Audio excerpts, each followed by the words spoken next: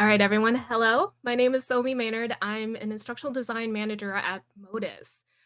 Some of you guys might be some of my friends and some colleagues. I'm so excited to actually speak to you guys about this topic for the growing revenue through microlearning. So, my journey within instructional design kind of puts me into this role because I have been in instructional design to some capacity in the past like 5 years or so.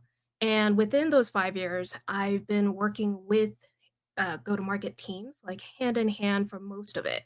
And so I've learned a lot along my journey, and I wanted to give you a little bit of insight into what I've learned in my time with the go to market team. And before I go into my next slide, Chris, I'm actually going to go ahead and do the poll here. What do you think is the biggest hurdle with sales trainings? And that's gonna be the poll that I'm gonna be sending out here.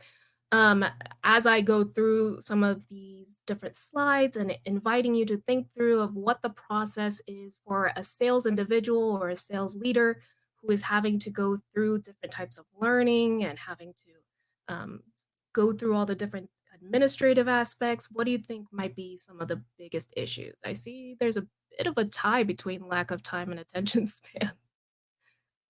I understand those. So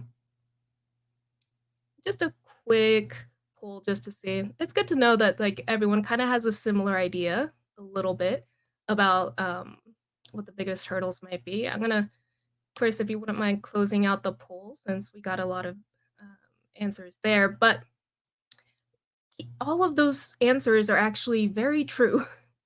No matter who you are, within sales specifically, there's a lot of hurdles that we have to think about. So think of lack of time, think of accessibility, think of attention span, and specifically how they're being measured.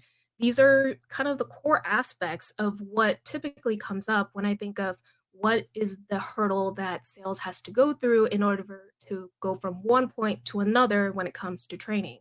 Lack of time being like, they're constantly on the phones or going out, especially if they're walking around and having to go door to door, even accessibility. Like if they're on the go, you can't realistically have them sit down and watch a 2 hour long training and be able to do their job at the same time. Attention span, I think Kadia actually explained that pretty well in the last one, so I won't go too much into that one. And then measuring effectiveness, something that is often left out is that you need to be able to measure how much of an impact your learning has before you're able to move forward of like, is this even having an impact within sales? Keeping these things in mind, let's talk about what microlearning exactly can help with in that sense. So for microlearnings that I have been able to create for the sales teams, they've loved it for a lot of different reasons. There's a familiarity to it where it mirrors the fact that they see it in their everyday lives with whatever it could be like on social media or what they're being shared with their friends, families. It helps with knowledge retention, being able to get some little bite sized pieces every once in a while, being able to learn just at their job of what they need to know. Oh, I'm doing this thing with this product and I just got a learning about it. Now I can actually utilize that, right? And then agility, keeping it fast, keeping it up to market. If there's a change within the market itself, they need to know right away so that they can react to it and they can maybe make some more sales. Lastly, I put mobile in here where they are able to take it on the go. Okay. Where again, they don't have to sit down and do like a 2 hour long training. I have seen that happen. It does not work well. I promise you that much, especially for adult learners. They need to be on the go and be able to utilize what they just learned for it to stick, right? So, those are the key aspects of what microlearning can do for sales, but you don't have to take just my word for it. I want you to look through some of these testimonies. These are from our sales reps. They have actually gone through various different types of 7 taps with us, and they love it for a lot of the reasons that I just mentioned. They love the fact that it highlights key talking points. They love that it's bite size and it's about the market knowledge at the moment. It helps that it's just a couple minutes that they can take out of their day rather than having to go through a very long training where they're having to go through too much. And so, again, don't just take my word for it. Our sales individuals really do love them and they actually ask for more because of that. Now, you understand what it could be, but before you just run off and start making micro learnings, you need to understand why or what within the build actually makes an impact. Okay, you need to ask some questions before you just go and build something. First of all, what is the metric? What exactly are you trying to measure? Is it specifically a behavior? Is it a statistic? Is it that you just want them to know something? You need to understand what the metric is so that you can measure it beforehand before you go in and then make a change and then see what kind of impact it does. So how are you going to track it? Is it going to be through feedback? Is it going to be through a metric driven system? You got to think through these things and work with some leaders to be able to figure that out. Next, what do you need to know versus what do they need to do?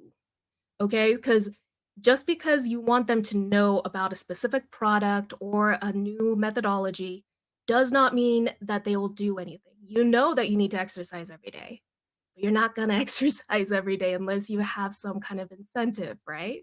So think about that from a sales perspective. I need to know certain things to be able to go sell, but I need to sell to make a living. So think of the goal of what the information is going to do for them and how it's going to encourage them to do something. And then lastly, think about how the behavior is reinforced. This is a if you just give it as a one-time aspect where you just give a training and then move on, it'll give you what you, put out there. So it's gonna be one time, and then they'll move on as well, and they'll go back to their regular everyday aspects. So you need to know how you're going to reinforce the behavior that you just tried to change. Is it gonna be incentives? Is it gonna be feedback? Is it gonna be a leadership board? It has to give them some kind of incentive to move forward, to put that into their everyday lives, right?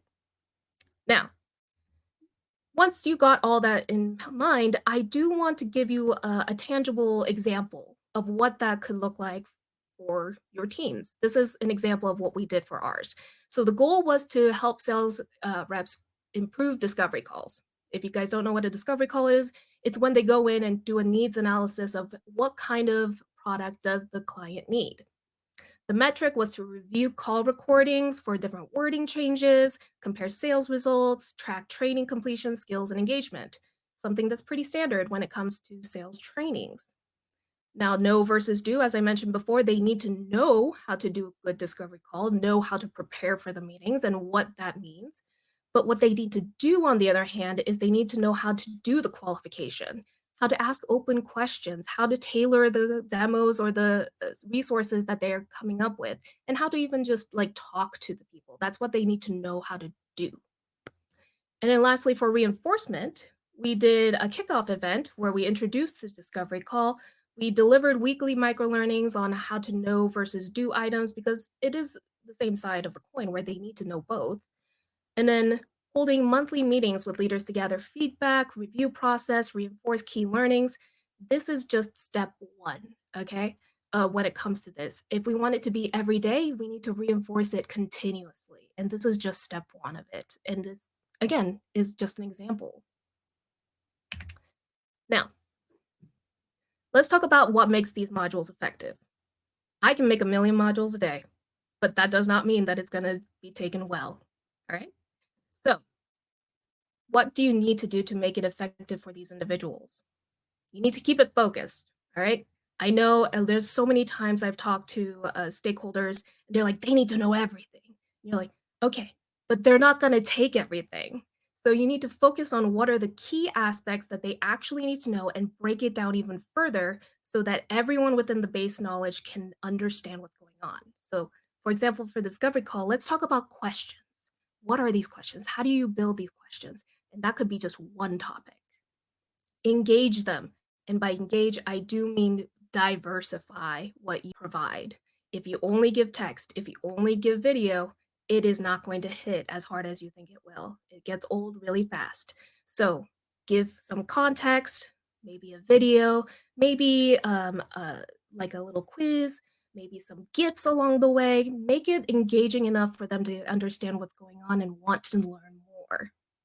Accessibility, make modules short and mobile friendly. This is pretty simple when it comes to 7 taps, but in general, with training, you want to keep it short. Um, Most of ours take less than 5 minutes, and that's on purpose. We don't want them to spend forever on this learning. We want them to engage, learn, and go. Those are the things that we want them to do as sales individuals. So, all of those things combined is what you need to understand how to make these modules super effective and direct for the sales individuals so that they can take what they just learned and apply it right away. Here's an example of a cadence that I typically utilize. And I recommend you guys to also kind of do a similar aspect when it comes to this cadence whenever you build a microlearning. So there's a title, there's some written information, a little bit of a GIF or a related photo. Then I might put in like a really quick video that reinforces what I just said. And then I might also put in some resources, articles that they can look at if they want to look further. And then there's a couple knowledge checks along the way. And then at the end, I give them additional support as needed. So these are the people to reach out to, or this is the website you should be going to, or hey, if you need to learn more, give this place a call. All these things, like this is not like a hard outline, but this is a generalized outline. So sometimes I elongate the written info. Sometimes I don't have a video to give, so I try to focus on some of the knowledge checks for interaction.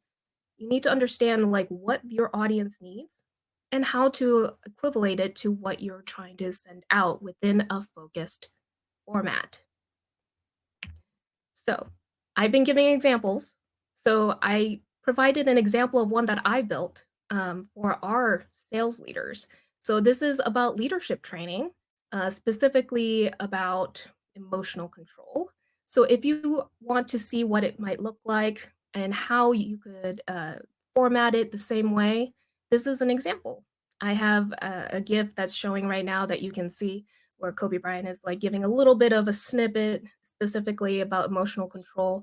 And then you'll see as it continues forward, there's some knowledge checks, there's additional information for them to click on. This is ideally what your microlearning should look like for these sales individuals who are out on the field. So, wanted to give that. Last few things I wanted to end this really quick session with. There's a million things we could go over, but I really wanted it to be interactive and let you take actual feedback you can do the next day. How do you measure it? I mentioned metrics before, but that's not the end all, is it? There are 3 things that I usually recommend on understanding how to measure the success of your training. Financial. This is the biggest thing, right? We want our trainings to be tied to revenue. Hey, my training built 3 million in revenue. That's a great statement to go into your year end with, and then how you can build your microlearning going forward, right? But to do that, you need to track what revenue was before and after. Think about conversion rates, deal sizes, the industries, what has made a big impact with what you just tried to get them to move forward with. Performance. A little bit about performance is more so like what have they improved upon? So is the completion rates, knowledge retention, things like that are a little bit more soft skills wise of what has increased for their productivity. Things like that is more so what performance is, and it is key in understanding the efforts that you've made. And lastly is behavioral. What has changed in their everyday behavior? That's the ultimate goal of training, right? A behavioral change at the end. Has a change happened? If so, what is the feedback? What do we need to change going forward? Has anything changed at all? These are the 3 pillars that I really would suggest in measuring that success. I'll leave you with a few last pointers for best practices. 1, make sure all the trainings that you create for microlearnings align with your goals. And by goals, I do mean company goals, business objectives. If they have a KPI that they're trying to hit within every quarter, make sure you're aligned with that so that you can say, hey, this was aligned with their business goals so that people jump on board. Regular updates. The market changes, so you need to keep up with it, and microlearnings are a really good tool for that. For example, for us, we're in the vehicle space, and there was an auto strike, I think a year or so ago, and we decided to make a microlearning about the auto strike and how it's going to impact them. And lastly, act on feedback. Feedback is huge when it comes to building anything, and there's no exception when it comes to microlearnings. Take the feedback, understand where they're coming from, how they want to change something, and implement it, and then make it a continuous aspect where you're getting it and then continuing to improve as time goes on rather than just a one-time thing. So those are some of the best practices, and thank you so much for the time. That was wonderful, and I love being Yeah. here.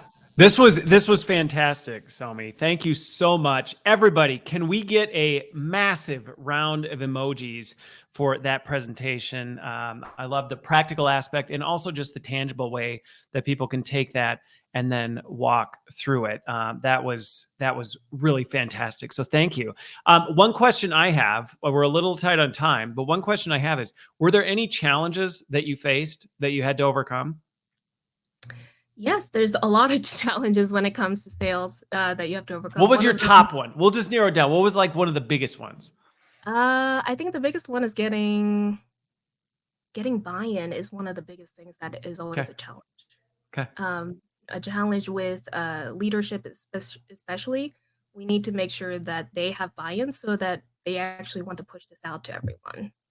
Okay. So I think Okay. that's I something like that we that. go through. Well, I was also thinking of the one when you said, they want to do the Frankenstein, the everything but the kitchen sink in the training. And you're like, well, we could tell them all of that, but then they're not going to care or remember any of it. So how do we do that? And that's always been a fun one in my experience. Got to So be realistic, yeah. right. All right. Well, with that, can we get one final round of emojis for Somi? Somi, thank you so much for this. Can people reach out to you on LinkedIn if they have additional questions or Absolutely. anything like that? Okay, Yeah, perfect. feel free to reach Perfect. out. Yeah, all right.